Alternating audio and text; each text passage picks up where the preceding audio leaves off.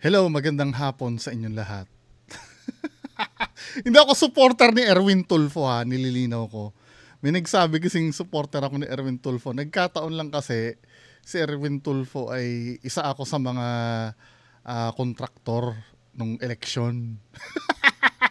Sa mga ganito. Ang dami nga nito eh. Akala nyo ba, supporter ako ni Erwin? Hindi. Di ba nagkataon lang na naging kliyente ko si Erwin Tulfo. Ito nga isang damakbak pa nga ito eh na hindi na napakinabangan kasi mag-e-election na eh. Ayun dami niya Nagkakadikit-dikit pa nga eh. Gusto nyo? FYI, wala sa list ko si Erwin Tulfo. Nagkataon lang po na si Erwin Tulfo ay naging kliyente ko. Anyway, mga kababayan ko, 'di ba? Kung saan ko naging kliyente si Erwin Tulfo, secret, gusto niyo malaman, surprise. Ito nga, dami nga rin nito eh. Nasaan na ba yung iba nito? Wala, t-shirt lang yun nandito eh. Pinapa-dispose na kasi sobrang dami. Anyway, mga kababayan ko, hindi ko ini-endorse kung ayaw niyo iboto, wag niyo iboto. Ito, nagva-viral ito video na to. Ako po ay nakapagtrabaho sa retail. 'Di ba? Unang 4 years ko sa supermarket. Then another 4 years naman sa hardware. Parehas 'yun eh. Dalawang malaking ayoko na magbanggit ng kasi may mga sensitive ako na sasabihin. Ayoko na magbanggit kung saan. Pero most of you alam na siguro kung saan ako nagtrabaho. Lagi ko naman sinasabi. Pero this time wala akong babanggitin kung ano yung napagtrabahuhan ko na kumpanya. Pero dalawang malaki ito na company na alam nyo kung ano. 'Di ba? Meron din ako sasabihin na gusto ko magpaka-neutral dito, no. Wala akong kakampihan. Then ito kasi tinulungan naman siya ng abogado, sama-sama tayong matuto. Tuklasin natin yung nakagawian ba namin dati ay tama or mali. Ngayon, i-play natin. Play natin. Ito ay kaso ng isang dicer daw na natanggal. Yan, nandito po tayo sa Cleargold Mindanao Avenue. Ako po yung nag-post ng video sa bigote na nag-viral. Ngayon po, natanggal na po ako. Tinanggal po nila ako sa trabaho. Dahil wala naman po ako sinabing masama sa video. Sinabi ko lang naman, sundin niya yung rules at nag-ayos siya. At sayang ang 645 kung hindi ko papasok. Ngayon, ako naman natanggal. Ako lang tinanggal nila. Yung mga IS hindi. Para napaka-hunter naman po nun. Wala daw siya sinabi doon sa video, no? So, ito yung video ipi-play. Bakit? Pinag-ayos sa bigote. Wala naman Uwi talaga siya. Uwi talaga. Gago, tumuya. Bago mo gago, tayong deliver ka. Bono sila. Ang lang mo. Wala yan. Tayong araw mo gago. Sayang. Nakita mo yun lang. Dati bigote ka lang, pinag-ayos ka lang. Hindi naman, ano mo bigote ko? Bago-bago tutulak. Sundin mo na lang. Sundin mo na lang nila yan, yung rules ng dito. Rules, kakabago nga lang, 1 day pa nga lang yan, 1 day pa lang yan. Yung inang yan, baka talaga, magagapon. Mabilis lang ata talagang tumulong, mo. Hindi ka naman ito pinapauwi. Kasi yun, hindi ka naman ito pinapauwi, ayun mo na yung sa baba. Uwi talaga to, gago. So hindi ka naman talaga pinapauwi. 'Di ba? Ahitin mo lang. Kasi ang katwiran kasi ni Kuya na nakaitim, hindi pa naman mahaba, isang araw lang siya nag-ahit. Bakit hindi mo nga naman gawin na lang? Kasi syempre, hindi ka naman sisitahin kung nakita. May rules kasi ganyan eh. Sometimes ako din hindi ko rin nauunawaan yung mga rules na ganyan, no? Yung, siguro, sa amin, ang orientation sa amin, nung nasa supermarket ako, para daw neat daw tingnan. Pati nga yung tattoo bawal eh. Yun hindi ko naiintindihan eh. Pero ngayon, di ba parang accepted na yung maraming tattoo? Kasi na-stereotype pag may tattoo, addict daw, di ba? Pero nung sa amin bawal. Pwede siguro may tattoo sa amin dati, kaya lang dapat hindi kita. Di ba?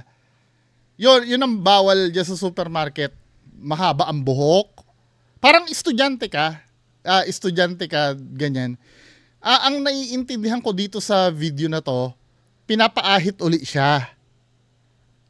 Ang katwiran ni Kuya Nakaitim, kakaahit ko lang kahapon, parang hindi naman daw mahaba pa. Pero wala pinapaahit kami ni. Mag-ahit ka na lang sana. Tapos ito si Kuya na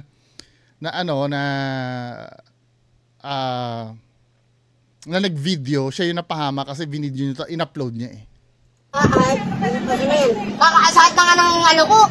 Ako pa, Pino na nga. Pino na nga. Pero sinasabi ng mga dito, sinasabi ng mga kasama, ulitin natin ha.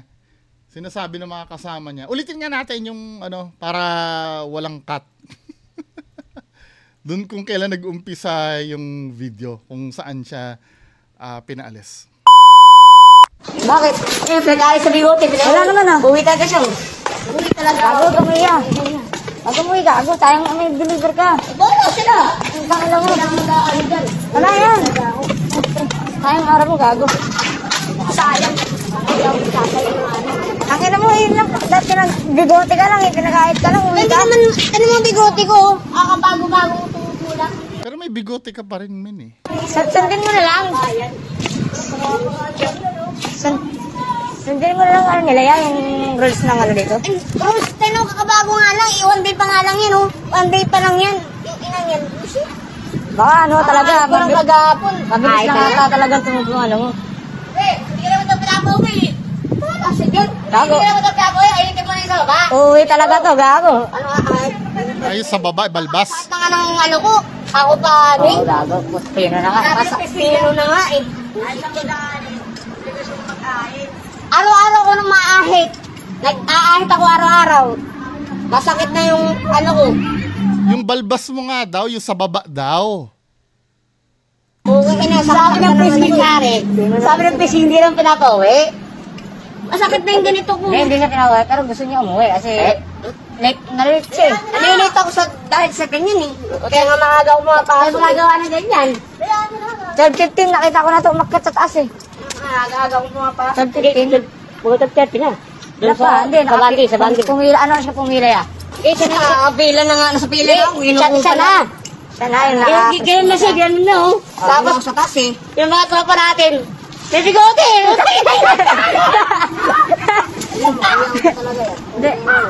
Siya mag-a-IR dyan. Hindi ako mag-a-IR mo. May bigote. Ang IR incident report yun Bigote, putang ina, wala namang bigote. Sabi ba siya? Tropa, alam kasi. Yung balbas mo, min, meron sa ibaba. Bigote, kinakain. Nakatawan siya, nakatawan. Puno. Ngayon, yung IS, ang sabi sa akin. Inapas niya siya. Oo nga, may bigote ka. Kaya ako late, pero pinapalit niya ako. Gusto niya magsayaw. Sabihin niya. That's yung yamin. Gusto magsayaw, pinapasayaw kasi pag late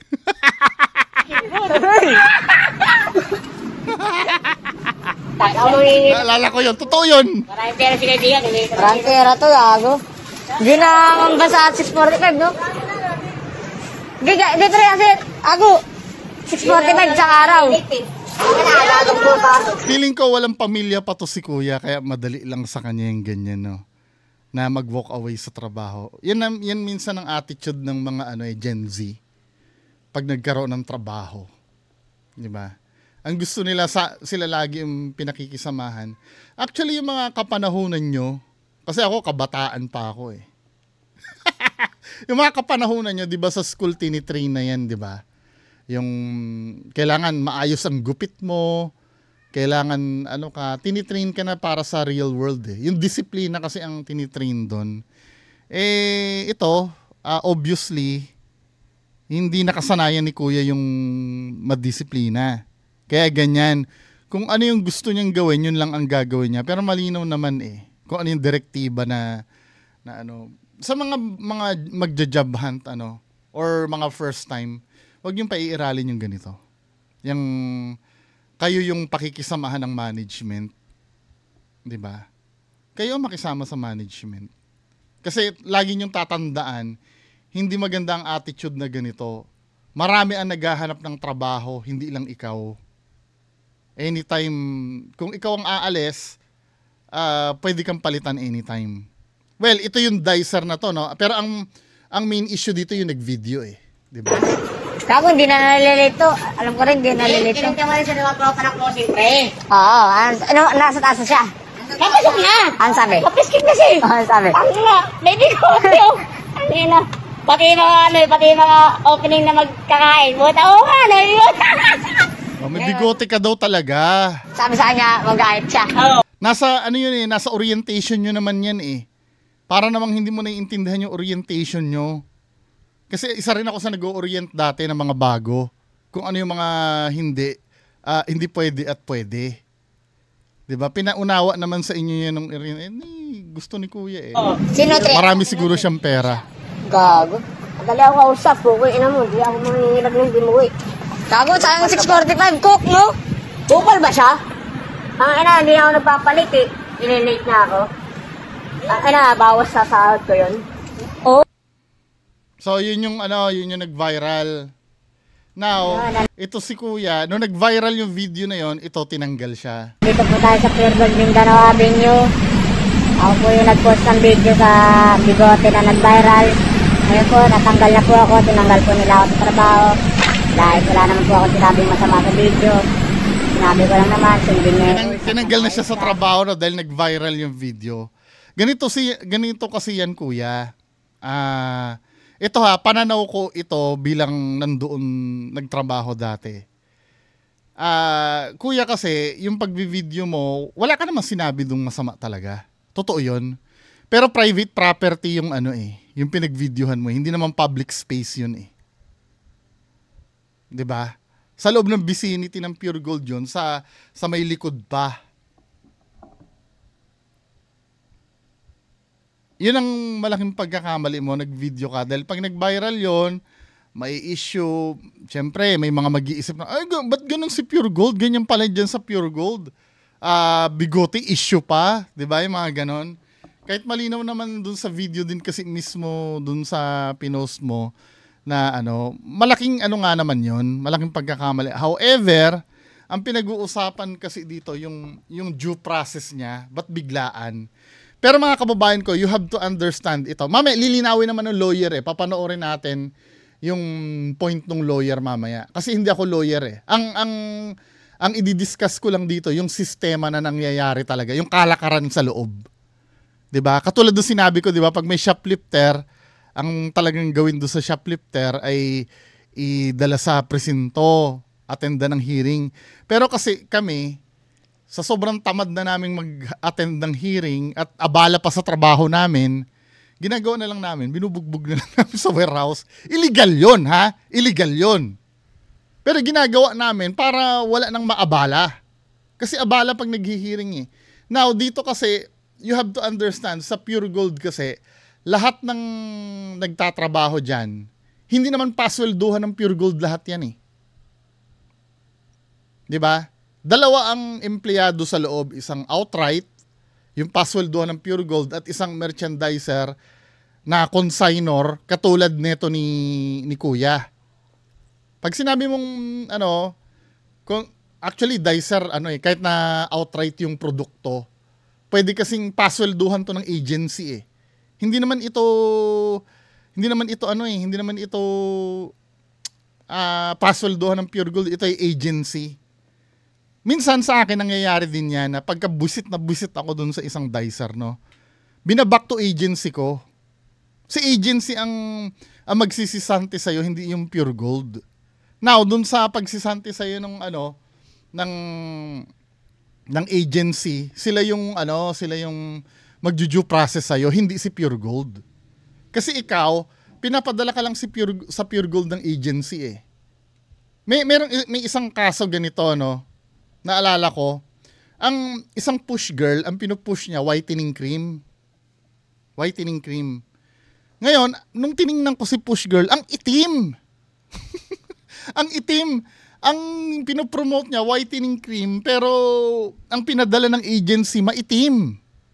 Sabi ko gano'n, paano bebenta yung whitening product dito? Itim yung pinadala nyo. 'Di ba? Yun ang argument ko dati. Ang ginawa ko, hindi ko pinirmahan yung kontrata niya. binak to agency ko siya. Now, sa agency na ang bahala doon sa due process na tinatawag. Hindi sa amin. Yun ang pagkakaalam ko. Yun ang nakagisnan kung tama. Mamaya magsasalita yung lawyer, no? Isa pa, ganito. Pag bastos yung merchandiser sa akin, ako, katulad nito, no? Yung bubulong-bulong na ganyan. Ako, ilang beses na ako nagpa-back to agency dahil sa ganito. Ganitong attitude. Yung pag may direktibang sinasabi tapos bubulong-bulong pa, ayoko na makita kita dito bukas bumalik ka sa agency mo. Or akin na yung number ng coordinator mo, ire-report kita. Ngayon, yung agency na ang bahala kung liligwaking ka na talaga or ire-reshuffle ka lang. Feeling ko, power ng store yun kung ligwaking ka sa store eh. Kahit walang due process, ang mag-due process sa'yo doon, yung agency mo. Maliban na lang kung ito ba si kuya direct hire ng Pure Gold. Direct hire ba siya ng Pure Gold? Kung direct hire siya ng Pure Gold, doon magkakatalo. Kami nagsisisante din kami ng direct hire. Yung due process kasi sa amin nun, para lang sa mga officer yun. Hindi, pero pag mga rank and file, sad to say, no? Alam kong mali. Ang ginagawa namin doon, pinapagawa namin ng resignation letter agad. Let's say halimbawa, tatlong ulit na late, kasi dismissal yun pagka 3 consecutive na late eh. Di ba? Ay, hindi pala, sorry. 3 consecutive na late, suspension. 1 week. Then, after masuspend, ginawa niya uli, second offense, suspension yata ng 30 days, 1 buwan. Ginawa niya uli, third offense, dismissal. Diba? Pero may due process pa rin dapat yon. What do you mean due process? Haharap pa yon sa parang panel, etc. etc. Sa amin, shortcut namin, pinapagawan agad namin ng resignation letter. Ang ginagawa namin, tinatakot namin na kung hindi ka gagawa ng resignation letter, ilalaban mo sa due process yan, kumpletong ebidensya namin na late ka talaga ng 3 beses. Diba? Nalilate ka ng 3 consecutive na late. Nandito yung ebidensya sa amin. Mawawalan ka ng back pay. Pag termination, di ba, walang back pay? Mas talo ka. Kaya tuloy, napipilitan sila na unahan na nila ng resign. At least may back pay sila makukuha. Diba? I don't know if it's legal, no? Pakinggan natin yung abogado na mag-i-explain. Ayos siya. At sayang ang 645 hindi ko papasok. Ngayon, ako naman natanggal. Ako lang tinanggal nila. Yung mga yes, hindi. Ang problem kasi nun, sir, nag-video ka sa private property Hindi na public space yung binidyohan mo doon. Tsaka parang internal na yun alam mo yun? 'Di ba? Bagamat may ka naman, may hangad ka namang mabuti do sa video, kaya lang mali yung pag-video mo. Ayon sa opinion ko. Pero pakinggan natin si lawyer regarding diyan, no? Kasi parang lumapit siya sa lawyer. Pakinggan natin dito sa channel ni Batas Manggagawa. So ito 'yun. Kung ano ba yung nangyari. Pinag-aayit po siya. Kahit gusto pong ayitin, wala naman nang aayitin. Pinag-aayit ka lang, hindi naman, mga bigote ko, kakabago-bago ko po, natanggal lang. Hindi naman, tamo, dito pa nga lang, iba na yung kwento mo dito Ikaw pa nga naghihikayat na mag-ahit dun sa dicer. Kasi alam mo, meron talaga. Tapos ang ikikwento mo dito. Pinag-aayit po siya. Kahit gusto pong ayitin, wala naman nang aayitin. Ngayon, nagiging iba na yung pahayag mo dito. Siguro, dahil na-dismiss ka, pero tingnan natin. Panoorin. Pinag-aayit ka lang, hindi naman, mga bigote ko, kakabago-bago ko po, natanggal na po ako, tinanggal po nila ako sa trabaho. Sinabi ko. Pagkapatawag sa'yo, tinanggal ka na. Narito na ang sumbungan ng kamanggagawa. Kasama si Eli San Fernando at attorney natin to. Party list sila, no? Magandang araw, mga kamanggagawa. Ako po ulit Attorney General Du at ito po ang episode naman natin ng sumbungan ng kamanggagawa. Ngayon po, meron tayong bagong complainant na dumudulog ng tulong para sa atin, no? Pare, Kilala ka nga? Ako nga pala si Marvin Cruz, isang dicer. Promodizer, no? Promodizer. Saan ka promodizer? Sa Pure Gold Mindanao po. Ikaw yung nag-viral, tama ba? Apo. Kwento mo nga kung paano nag-viral yung ano na yun, na video mo na yun. Yung ano po, yung pag-post ko po ng video. Yun pong nag-cause ng... Kaya sometimes pipili tayo ng laban natin eh. Di ba? Kung hindi naman natin laban, ano. Now, ito ha, ganito no. Wait lang ha. Puputulin ko saglit. Now, ganito no. Nakita na kita na nagsumbong dyan. Alam mo bang magiging pangit na ang image mo niyan sa mga future employer mo? Let's say, halimbawa, kung ako, no, employer ako, napanood ko to at nakita kita dyan na nagsumbong ka. Para sa akin, natatakot na akong i-hire ka eh. Baka mamaya, kahit na ikaw ang may mali, di ba? Pero tingnan natin, di ba? Feeling ko ang magiging kaso nito yung due process. Pero yung ginawa niya na pagbi-video doon, mukhang hindi siya kakampihan ng lawyer doon. Nagkamali lang yung Pure Gold siguro sa due process. Ang pagtanggal sa akin. Ano nangyari ba sa video na yun? Yung sa kong katrabaho, pinapauwi po siya na ano, pinag-aayit po siya. Kahit gusto pong ayitin, wala naman nang aayitin. Hanggang sa ano po, sabi ko, huwag na siyang umuwi, sayang 6:45 na isang araw niya. So, papasok pa lang siya sa trabaho. Kayong dalawa. Apo. Tapos hinarang siya nung gwardiya, tama ba? Yes, apo. Hindi siya pinapasok dahil Bigote daw. bigote. Nag-aayit daw. Pero kahit wala naman na siyang Bigote. aahitin. So ano nangyari pagkatapos mag-viral? Meron eh, sinabi dun sa ano, pati yung baba eh. Meron, may aahitin. Sinabi nga din na ano, i-rewind natin na for the sake of, kasi nakikitaan ko ng discrepancy yung ano eh, yung sumbong ni Kuya eh, nagbabago eh. Baka ano talaga, Kagapon. mabilis lang talagang tumubong ano mo. Hindi ka naman ito pinapauwi. Sige. Gago. Hindi ka naman ito pinapauwi. Ayitin mo na yung sa baba. Uwi talaga. O ahitin mo lang yung sa baba. Nakikita natin dito, meron naman talagang aahitin, hindi lang yung bigote. Ayan o. Ahitin nyo sa, siguro, pampapogi niya siguro yun. Kaya ayaw niya, mas gusto niyang hindi na magtrabaho kaysa mabawasan yung pampapogi niya. Gago. Ayan o, hinawakan niya pa nga eh. Kakasakit na nga ng ano ko. Ako pa, Gago. Diba? Merong aahitin, yung sa baba daw, sinigaw nga eh. Ito minsan ang problem pagka halimbawa, iba na yung kausap, nagbabago na yung pahayag, 'di ba? Hindi, nakita na objective naman yun, nakita naman natin, 'di ba? Ang sinasabi yung sa baba. Ay nakita naman sa video meron siyang balbas eh. Bawal talaga 'yon. Yung video mo na yun. Pinatawag po ako dun sa menu ng HR sa Pure Gold. Sa Pure Gold Mindanao. Tinausap lang po ako, tanggal na daw ako tsaka ban. Right there and then, talagang pagkapatawag sa'yo, Linawin dapat nila, ano ka ba doon? In-house ka ba? Dapat isa yun sa mahalagang malaman eh. In-house ka ba? I mean, direct hire ka ba ng ano o agency ka? Kasi kung agency ka, alam ko nakalagay sa kontrata yun eh, na anytime pag ayaw sa'yo, pwede kang ibalik sa agency mo. Tapos, pwede ka i-ban. Kasi may ban na tawag dun eh, ibaban ka eh. Pag may ginawa ka talagang katarantaduhan, ibaban ka sa lahat ng branch ng Pure Gold.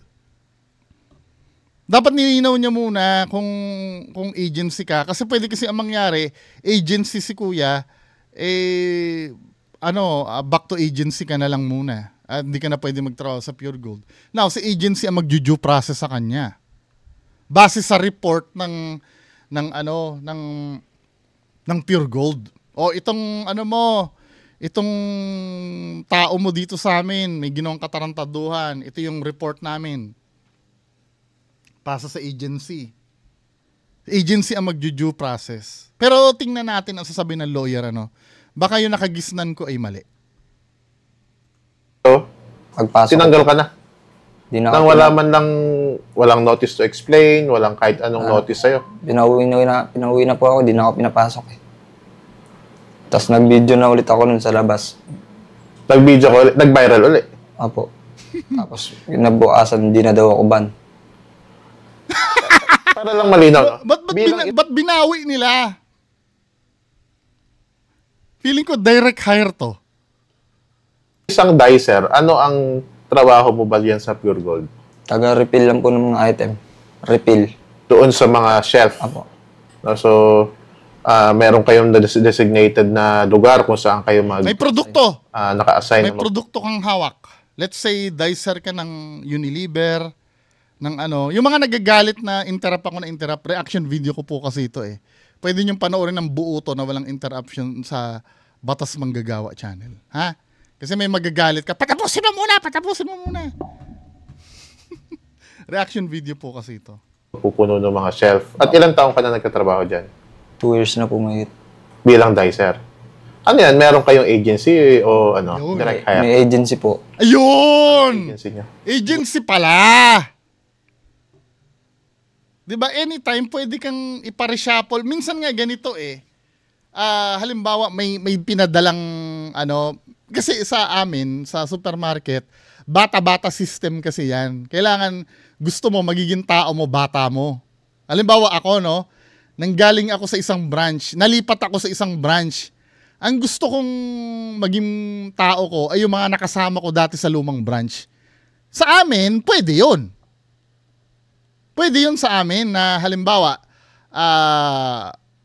oy, ayoko nitong dicer na to. Palitan mo ito. Ang gusto ko si ganun yung dating nakasama ko sa store na pinagtrabahuhan ko dati. Kayang gawin yun. Ang gagawin nung agency, ipo-pull out yung dicer sa inyo, ipapalit yung gusto mo. 'Di ba? Pwede yun. I don't know kung anong sasabihin ng lawyer tungkol doon. Ito, maliwanag na agency. So, ang magtatanggal sa kanya, hindi pa naman pala si Pure Gold ang nagbabayad sa kanya, kundi yung agency. Kung may malilintikan dito, for me, dapat si agency yon kung tinanggal siya. Good hands po. Good hands. Manpower agency. Apo. So, nung nag-viral yung pangalawang video mo, nung tinanggal ka na, anong ginawa sa'yo ng Pure Gold? Hindi ka na ba pinatawag o kung ano man? Sabi yung core ko, di na daw ako ban. Yung coordinator. Sales coordinator. Kaya sinabihan daw So, siya ng HR. binan ka nung una. Binan Ano po ibig ako. sabihin ng ban na yun? Terminate na daw po, hindi na daw pwede sa lahat ng Pure Gold. Hindi ka naman terminated. Hindi sa Pure, hindi ka lang pwedeng tanggapin sa kahit saang Pure Gold lang. Iba yung nito, mukhang iba yung kwento ni Kuya. Hindi ka terminated pag naban ka. Pwede ka namang isalpak ng agency mo o sa SM ka naman. Dahil ayaw na ng Pure Gold sa'yo. Karapatan kasi yun eh, ng store. Paano kung sakit ka naman talaga ng ulo dun? Diba? Pwede kasi i-pull out ka, idala ka sa ibang store. Hindi terminated. Minsan, pag mali din ang sumbong, magiging mali din ang hatol eh. Di na ako pwede pumasok. Kahit bibili ka lang, gano'n? Alam, sir, sa pagpasok ata. Hindi, pwede ka naman bumili. Wag lang, yung papasok sa trabaho. So, pag nag-viral yung pangalawang video mo, biglang sinabi sa'yo, hindi ka na ban. Ililipat ka na lang daw. Ganun ba? Opo. Pinapa-clearance na ako. Hindi ako nag-clearance kasi Tama ha. Paano mo na sabing ban ka? May natanggap ka bang? Alam ko may nakikita kang may hatol sa yung parang papel diyan eh. At sino nagsabing ban ka? Baka kasi mamaya narinig mo lang yung sa mga kasamahan mo. Ganito rin kasi nangyayari sa amin na halimbawa nahuli yung isang dicer na natutulog sa store. Nangyari ito eh. Doon sa isang store, nahuli sa warehouse. Now, pinagawan siya ng incident report. Habang nasa locker room sila, nako boy, ban yan, mababan ka. Yun ang sinasabi. Hanggang hindi na siya pumasok dahil inakala niya na ban siya. Ang parusa lang naman doon ay reshuffle. Baka kasi anong nangyari, iba ang pinapakinggan niya na ban siya. Tapos nung binerify, hindi ka naman ban, reshuffle lang talaga. Baka yun ang hatol. Kasi walang official, maniniwala ko, may official ba na papel na sinabi na ikaw ay banned na? Or pahayag nung Pure Gold mismo na ban ka? Hanggat walang ganon, hindi natin pwede accept na fact yun na binan ka nga. 'Di ba? Kasi ako nakikitaan ko ng paghilot si Kuya nung una sinabi niya kinakampihan niya na ngayon yung yung hindi nag-ahit. Wala naman daw ahit, pero malinaw doon sa video yung balbas ang pinapaahit, hindi naman yung bigote. May discrepancy na sinasabi niya. Nagkakaso ako. So yun, siguro ipakita natin sa mga natin, no, sa mga viewers natin yung dalawang viral video nito ni Marvin, no. Uy, gago, tayong nagdideliver na. Wala sila. Wala yan. Tayong harap mo, gago. Sayang. Yung kasay mo, ang ina mo, yun lang. Dahil pinag-bigote ka lang, pinag-ahit ka lang. Hindi naman, mo bigote ko, kakabago-bagong tulak. Sundin mo na lang. Ayan. Sundin mo na lang nila yan, yung rules ng dito. Rules, kakabago nga lang. One day pa nga lang yan, oh. One day pa lang yan. Yun, nandito po tayo sa Pure Gold Mindanao. Pinutol na! Bakit putol ito video? Di ba may pinutol? Hoy, hindi ka naman pinapaano yung binawi. Ba't pinutol yung video? Malayong-malayo doon sa original. Ako po yung nag-post ng video sa bigote na nag-viral. Ngayon po, natanggal na po ako. Tinanggal po nila ako sa trabaho. Dahil wala naman po akong sinabing masama sa video. Sinabi ko lang naman, sundin niya yung rules at mag-ahit siya. At sayang ang 645 kung hindi siya papasok. Makikita doon, mga kamanggagawa, na wala namang ginawang masama itong si Marvin doon sa pag-post ng video. Actually, tinutulungan pa nga niya yung kanyang kasamaan sa trabaho na magtatanong din ako dito kay attorney, magme-message din ako. Kasi parang kulang yung pinakita nilang video. Kumbinsihin na pumasok na lang dahil sayang yung kanyang sasahurin sa araw na yun. Sa kabila nun, walang kaabod-abod na tinanggal itong si Marvin sa kanyang trabaho. Yan ay illegal dismissal. Kahit pa siya ay nasa agency, no? In the first place naman kasi, mga kamanggagawa, yung mga dicer, yan ay tinatawag na usually necessary and desirable sa negosyo ng isang supermarket katulad ng Pure Gold. At yan, sabi sa batas, sabi sa DOLE Department Order 174, yan ay dapat regular sa principal. Kasi ang isang supermarket... nare-regular ang dicer sa agency. Hindi sa supermarket. Market naman, hindi naman yan gagana.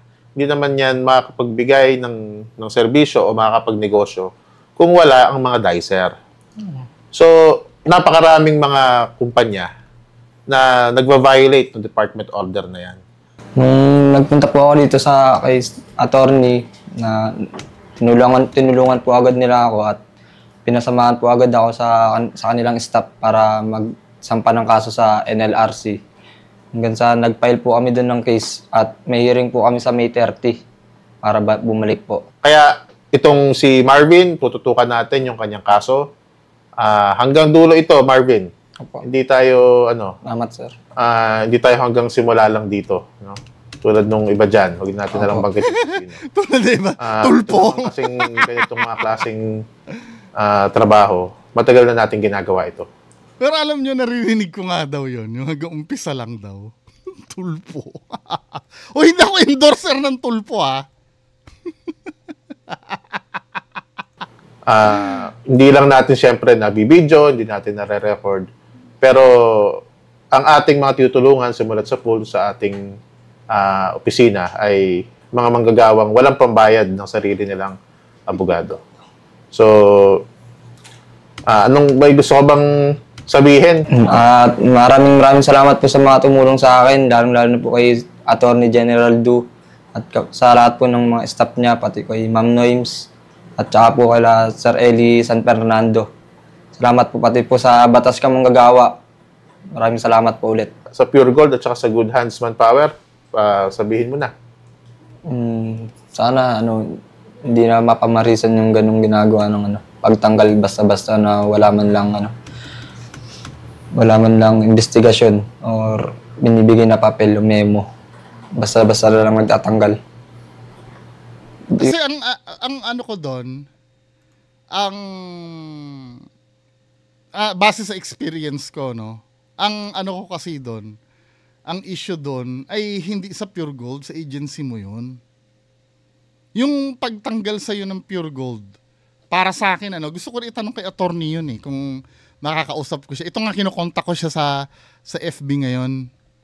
Ito sa Batas Manggagawa. 'Di ba? Ang gusto kong mangyari, yung kasing pagtanggal sa'yo sa Pure Gold, discretion ng Pure Gold yon. Na, back to agency nyo itong, ginagawa ko din yan dati. I don't know if it's mali, no? Ginagawa ko rin yan dati. Back to agency mo to, mukhang wala pang alam to si Pedro, di ba? Back to agency mo muna. Ngayon, aalisin ka dun sa store, pero hindi nangangahulugan na tinanggal ka sa trabaho. Kasi aminado ka naman na agency ka eh. Di ba? Yung ibang mga dicer baka hindi nakakapagsumbong yun. Ano. Doon sa HR ninyo, sa Pure Gold Mindanao, may gusto ko pa sabihin? Ano po, sabihin. Sana po, hindi na niya ulitin yung mga ganong ginagawa niya. Yung pagtanggal, sir. Alam nyo, mga kamanggagawa, no? Nakakaawa yung mga ganitong mga klaseng istorya. No? Marami sa ating mga kamanggagawa para tumulong sa lahat ng ating mga...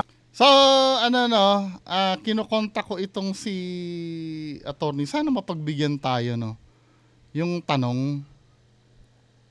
Kung para malinaw, kasi parang nakikita ko, iba yung version na kwento ni Dicer sa kanila eh.